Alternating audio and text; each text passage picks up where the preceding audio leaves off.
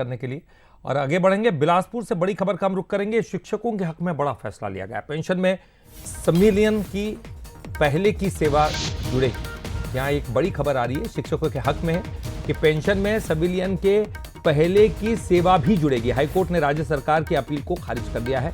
पूरी सेवा काल को जोड़कर अब पेंशन मिलेगी। तो शिक्षक राजेंद्र प्रसाद के हक में यह फैसला आया है। सिंगल बेंच के आदेश को सरकार ने चुनौती दी थी। डिवीजन बेंच ने भी सरकार की अर्जी को नकार दिया।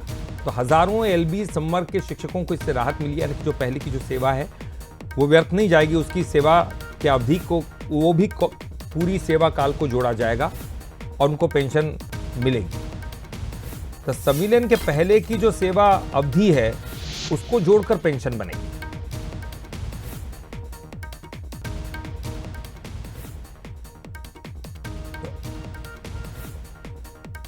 और चलिए ज्यादा जानकारी के लिए बात करेंगे। हमारे साथ हमारे ब्यूरो चीफ अमन पांडे जुड़ गए हैं। अमन, शिक्षक चाहते ये थे कि उनकी जो पुरानी सेवा है उसके बदले भी उनको वो पेंशन में वो सेवा भी जुड़कर आए।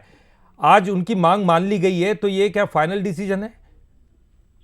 निश्चित तौर पर जिस तरह से ये फैसला सामने आया ललित, इसमें हम कह सकते हैं कि ये अंतिम फैसला है और हाई कोर्ट में चीफ जस्टिस की डिवीजन बेंच ने ये फैसला सुनाते हुए शिक्षकों को एक बड़ी राहत दी है कि जिस तरह से ये पूरा प्रकरण सामने आया था, चिरमिरी के जो शिक्षक है राजेंद्र प्रसाद, उनको रिटायरमेंट के बाद जब ओल्ड पेंशन स्कीम के तहत उनको जो पेंशन दिए गए उसमें संविलियन के पहले की जो उनकी कार्य अवधि थी उसे शामिल नहीं किया गया था, जिसके बाद उन्होंने न्यायपालिका की शरण ली और इस पूरे मामले को चुनौती दी, जिसमें हाई कोर्ट की सिंगल बेंच ने सुनवाई करते हुए उनके पक्ष में फैसला सुनाया था, जिसके बाद राज्य सरकार ने अपील की थी डिवीजन बेंच में और बताया था, दलील रखी थी कि क्योंकि संविलियन के बाद ये रेगुलर कर्मचारी हुए हैं, पहले शिक्षा कर्मी थे, तो उनको पेंशन के लिए सिर्फ उस अवधि का हक है जिसमें वो शिक्षक बन चुके हैं, शिक्षा कर्मी के अवधि का नहीं है। लेकिन उसी दलील को सुनते हुए हाई कोर्ट ने जब शिक्षक के पक्ष को सुना तो वहां से यह फैसला आया है कि जब नियमितीकरण यानी कि संविलियन जब किया गया तब उनकी कार्य अवधि को मान्य किया गया था, तो फिर पेंशन में क्यों उस कार्य अवधि को